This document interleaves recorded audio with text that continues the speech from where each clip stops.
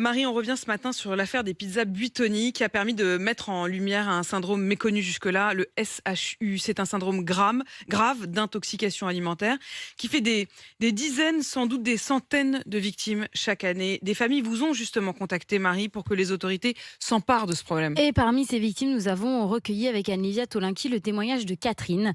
Catherine, c'est la tante d'une petite fille, Eva. Elle avait 4 ans. Elle est décédée en début d'année, victime d'un CHU, un syndrome hémolytique et urémique. Cette maladie, vous l'avez dit, c'est une intoxication alimentaire grave et elle n'arrive pas par hasard. C'est toujours à cause d'une bactérie, la bactérie Escherichia coli, celle qu'on a retrouvée dans les pizzas Buitoni. Mais Eva, elle, n'avait pas mangé de pizza Buitoni et sa famille ne saura peut-être jamais ce qui l'a tuée.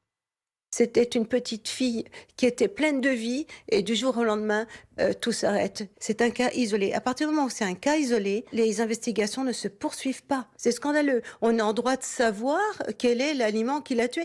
Et il y a bien un responsable. Tant qu'on ne saura pas l'aliment qui a tué Eva, on ne peut pas faire le deuil. C'est impossible. On voudrait trouver la clé du mystère.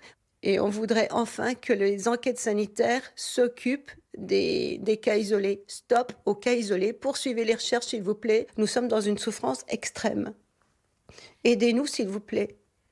Et les parents d'Eva ont signé avec d'autres familles de victimes une pétition qui a déjà recueilli près de 24 000 signatures. Il faut estimer qu'on estime qu'il y a en moyenne un cas de chute tous les 2 jours en France. Ces familles réclament que chaque cas, à chaque fois qu'il y a un cas, il soit recensé par les autorités sanitaires et qu'une enquête soit systématiquement menée. Dorothée Dutel est la vice-présidente de l'association CHU Sortons du silence.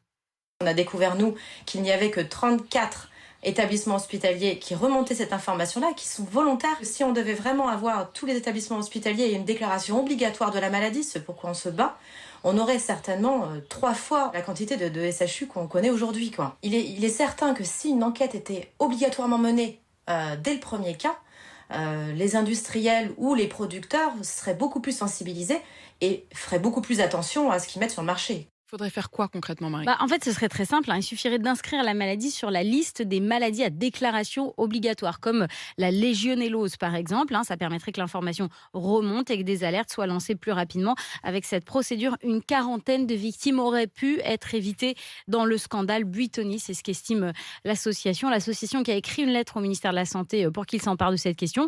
Sans réponse positive, elle envisage d'aller en justice.